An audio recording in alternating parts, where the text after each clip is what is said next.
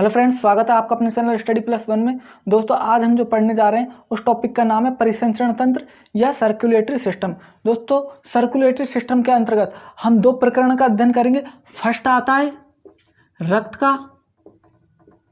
रक्त या ब्लड, और सेकंड जो हम बात करेंगे वो करेंगे हृदय की, हृदय या हार्ट।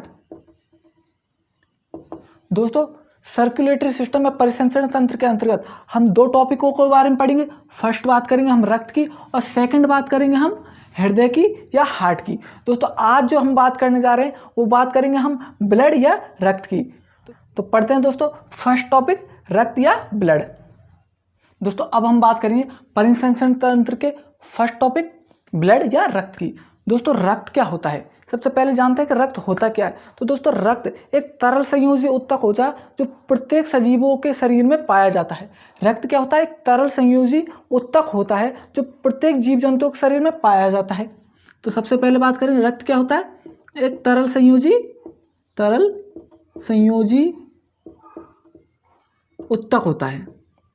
रक्त एक तरल संयोजी क्या होता है? उत्तक होता है। और दोस्तों, उत्तक किसे कहते हैं? उत्तक किसे कहते हैं? जब दो समान कोशिकाएं या असमान कोशिका आपस में मिलकर जिसका निर्माण करती है वो क्या कहलाता है? उत्तक। जब छोटी छोटी कोशिका आपस में मिल जाती हैं तो एक उत्तक का निर्माण करती है। तो रक्त क्या है? छोटी छोटी कोशिकाओं से मिलकर बना हुआ एक तरल संयोजी उत्तक होता है। नेक्स्ट बात करते हैं कि रक्त के जो खोजकर्ता वो किसे कहे जाते हैं। क्वेश्चन आता है कि रक्त के खोज सर्वप्रथम किसने की? तो रक्त की जो खोज की थी सर्वप्रथम की थी कार्ल एंड स्टीनर ने। रक्त के खोजकर्ता जो कहे जाते हैं कार्ल एंड स्टीनर को कहे जाते हैं। नेक्स्ट बात करते हैं दोस्तों कि रक्तदान दिवस कब मनाया जाता है। दोस्तों, रक्तदान जो दिवस है कार्ल एंड स्टीनर का जन्मदिन, रक्तदान दिवस कार्ल एंड स्टीनर का जन्मदिन 14 जून को मनाया जाता है।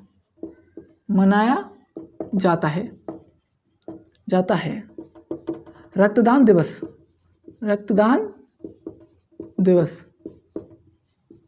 दोस्तों, अगर बात आ जाए कि रक्तदान दिवस कब मनाया जाता है या रक्त दिवस कब मनाया जाता है, तो 14 जून को मनाया जाता है। और 14 जून को क्यों मनाया जाता है? क्योंकि इस दिन रक्त के खोजकर्ता कार्ल एंड स्टीनर का जन्मदिन था। नेक्स्ट बात करते हैं हम कि रक्त का अध्ययन को किस विज्ञान में करते हैं। रक्त का अध्ययन हम किस विज्ञान के अंतर्गत करते हैं? तो रक्त का अध्ययन हम हेमेटोलॉजी विज्ञान के अंतर्गत करते हैं। रक्त का जो अध्ययन है हम हेमेटोलॉजी विज्ञान के अंतर्गत करते हैं। अब बात करते हैं हम रक्त का जो डॉक्टर कहा जाते हैं, जो रक्त संबंधी बीमारियों का इलाज करते हैं, वो क्या कहे जाएंगे? तो दोस्तों, जो रक्त का अध्ययन होता है उसमें क्या लगा देते हैं हम? लॉजिस्ट लगा देते हैं। तो रक्त का जो डॉक्टर है वो बन जाता है। जैसे हेमेटोलॉजी, तो रक्त के जो डॉक्टर होंगे, डॉक्टर रक्त संबंधी बीमारियों को जो भी डॉक्टर होंगे क्या कहे जाएंगे? हेमेटोलॉजिस्ट। हेमेटोलॉजिस्ट। दोस्तों, रक्त का अध्ययन हेमेटोलॉजी विज्ञान में किया जाता है। तथा रक्त संबंधी बीमारी को जो अध्ययन करता है उस डॉक्टर को क्या कहते हैं? हम हेमेटोलॉजिस्ट कहते हैं। नेक्स्ट बात करते हैं हम रक्त का पीएच मान। तो रक्त का पीएच मान कितना होता है? रक्त का पीएच मान होता है जो 7.4 होता है। रक्त का पीएच मान 7.4 होता है, जिसके कारण इसकी प्रकृति कैसी हो जाती है? क्षारीय प्रकृति। क्वेश्चन बहुत बार पूछा गया है कि रक्त का पीएच मान कितना होता है। तो रक्त का पीएच मान होता है 7.4। जो इसकी प्रकृति मानी जाती है वो क्षारीय मानी जाती है। अब क्षारीय क्यों मानी जाती है वो भी मैं आपको बता देता हूँ। जैसे पीएच स्केल होती है, पीएच स्केल में इधर 0 7 14। पीएच स्केल में जब भी हम रक्त का मान करते हैं तो इधर की साइड 7 से कम वाला होता है अम्लीय, और 7 से अधिक होता है तो हो जाता है क्षारीय प्रकृति।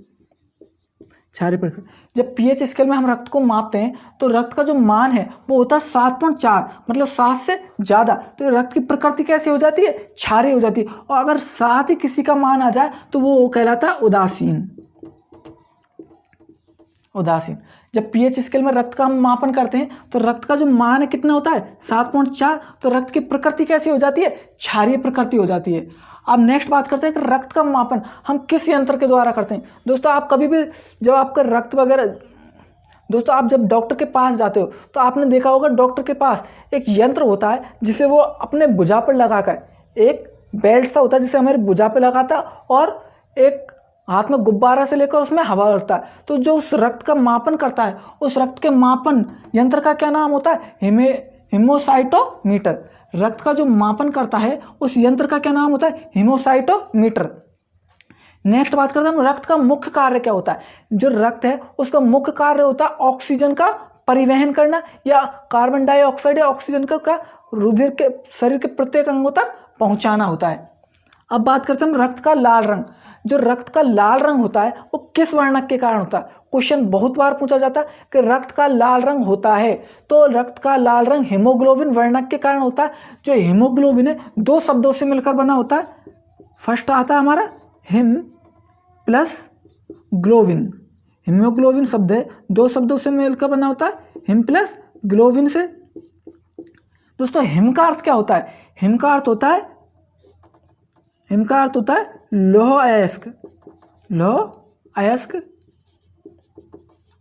तथा ग्लोबिन का अर्थ होता है प्रोटीन। तो रक्त है लौह अयस्क तथा प्रोटीन से मिलकर बना होता है, जिसके कारण इसका क्या रंग कैसा हो जाता है? लाल हो जाता है।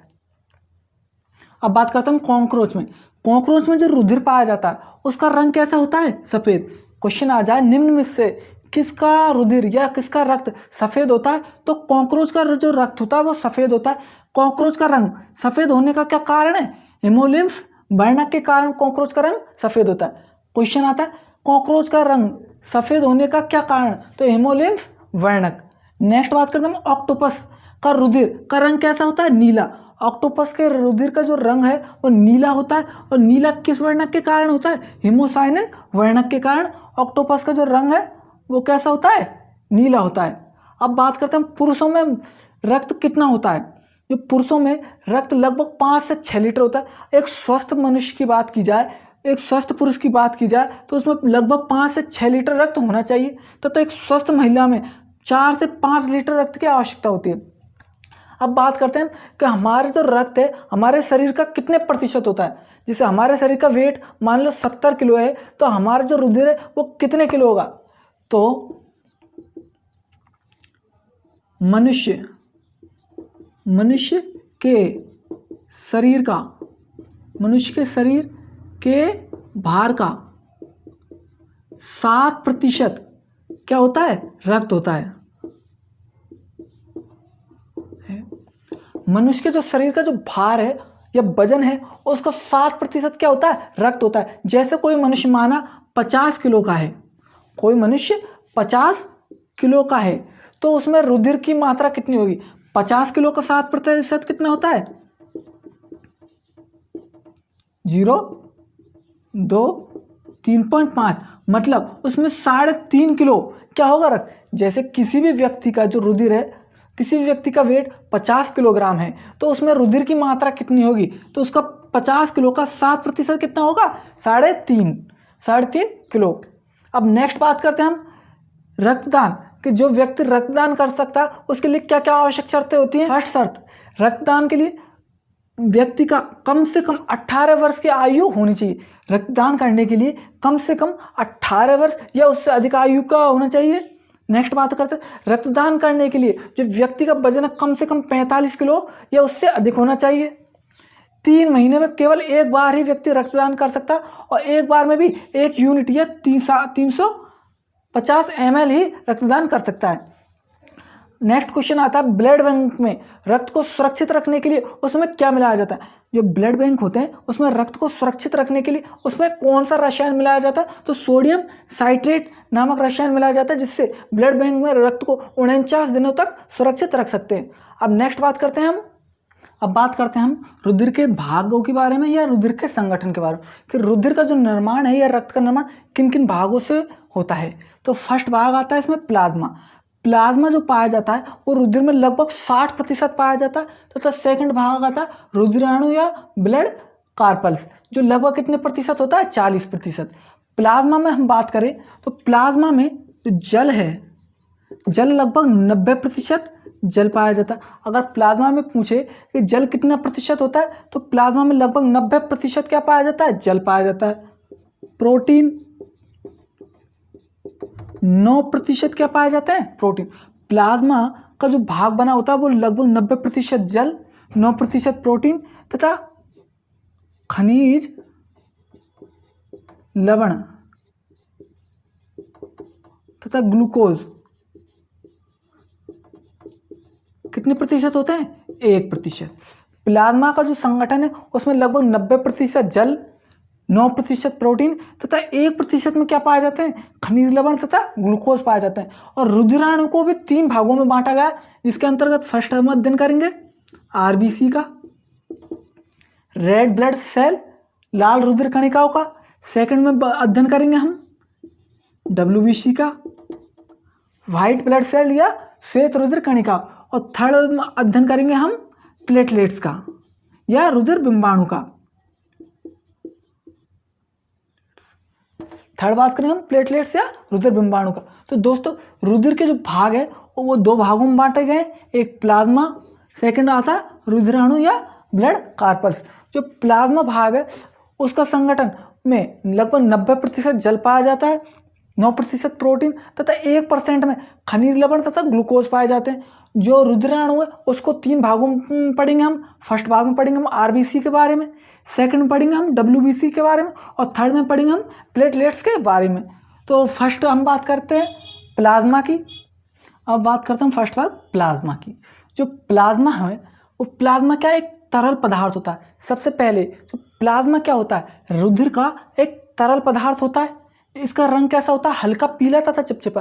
जैसे हम रुधिर है, रुधिर को हमने देखा होगा, रुधिर का रंग लाल होता है, लेकिन लाल रंग कैसे बना होगा, जैसे ये रुधिर है उसमें छोटे छोटे आरबीसी के कण होंगे। जैसे पानी है, पानी का कोई रंग नहीं होता, अगर उसमें हम लाल रंग डाल दें, लाल रंग डालने पर पूरा पानी हमें कैसे दिखाई देता है, लाल दिखाई देता है। इसी तरह प्लाज्मा क्या होता है, हल्का पीला एक चिपचिपा पदार्थ होता है। जब इसमें आरबीसी को मिला दिया जाता है, आरबीसी इसमें मिल जाती है, तो ये कैसा दिखाई देने लगता है, लाल दिखाई देने लगता है। तो प्लाज्मा क्या होता है, एक तरल पदार्थ होता है, एक चिपचिपा पदार्थ होता है, जिसका रंग कैसा होता है, हल्का पीला होता है। आरबीसी इसमें नहीं पाया जाता। अगर पूछे प्लाज्मा में कौन सा नहीं पाया जाता, तो प्लाज्मा में आरबीसी नहीं पाया जाता, लेकिन प्लाज्मा में डब्ल्यूबीसी तथा प्लेटलेट्स उपस्थित होते हैं। आरबीसी क्यों नहीं पाया जाता, अगर प्लाज्मा में आरबीसी उपस्थित होगा तो प्लाज्मा का रंग कैसा हो जाएगा, लाल, लेकिन प्लाज्मा का रंग कैसा होता है, हल्का पीला होता है। प्लाज्मा में आरबीसी नहीं पाया जाता, प्लाज्मा में डब्ल्यूबीसी तथा प्लेटलेट्स उपस्थित होते हैं। प्लाज्मा का जो हल्का पीला रंग है वो किस वर्णक के कारण होता है। क्वेश्चन बहुत बार पूछा जाता है कि प्लाज्मा का हल्का पीला रंग किस वर्णक के कारण होता है। तो प्लाज्मा का हल्का पीला रंग बिलिरुबिन वर्णक के कारण होता है। अगर हमारे शरीर में बिलिरुबिन वर्णक की मात्रा बढ़ जाए तो किस रोग किस होने की संभावना है, बिलिरुबिन की मात्रा बढ़ जाने से कौन सा रोग हो जाता है, पीलिया रोग। क्वेश्चन आता है कि पीलिया रोग किस कारण होता है, तो बिलिरुबिन वर्णक की अधिकता के कारण कौन सा रोग हो जाता है, पीलिया रोग। अधिकता के कारण, अधिकता के कारण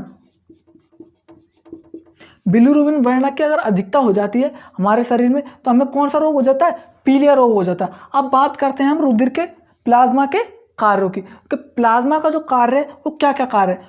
प्लाज्मा का मुख्य कार्य होता है हमारे शरीर का पीएच मान को संतुलित रखना। हमारे शरीर का जो पीएच, हमारे शरीर का जो रक्त का पीएच मान होता है वो होता है 7.4। तो प्लाज्मा क्या करता है, इस रुधिर के मान पीएच मान को संतुलित रखता है, इसको आगे पीछे नहीं होने देता। रक्त का थक्का बनाने में भी प्लाज्मा सहायक होता है। रक्त का थक्का बनाने में अगर पूछे प्लाज्मा के क्या कार्य, तो रक्त का थक्का बनाने में तथा ग्लूकोज को शरीर के प्रत्येक अंग तक पहुंचाने में किसका मुख्य भूमिका होती है, प्लाज्मा की। अब बात करते हैं प्लाज्मा में कौन कौन से प्रोटीन पाए जाते हैं। तो प्लाज्मा में जो प्रोटीन पाया जाता है वो पाया जाता है thrombin protein, prothrombin protein, fibrin protein, fibrinogen protein तथा ग्लोबुलिन प्रोटीन। प्लाज्मा में कौन कौन से प्रोटीन पाए जाते हैं, थ्रोम्बिन, प्रोथ्रोम्बिन, फाइब्रिन, फाइब्रिलोजन तथा ग्लोबुलिन प्रोटीन प्लाज्मा में पाए जाते हैं। अगर पूछे मुख्य रूप से रक्त का थक्का कौन सा प्रोटीन बनाता है, तो रक्त का थक्का बनाने में मुख्य रूप से कौन सा प्रोटीन सहायक होता है, मुख्य प्रोटीन रक्त का थक्का जमाने में, रक्त का थक्का, बात आ जाए रक्त का थक्का जमाने में मुख्य प्रोटीन कौन सा होता है, तो फाइब्रिलोजन मुख्य प्रोटीन होता है जो रक्त का थक्का जमाने में सहायक होता है। अगर दोस्तों आप इसका स्क्रीनशॉट लेना चाहें तो ले सकते हैं।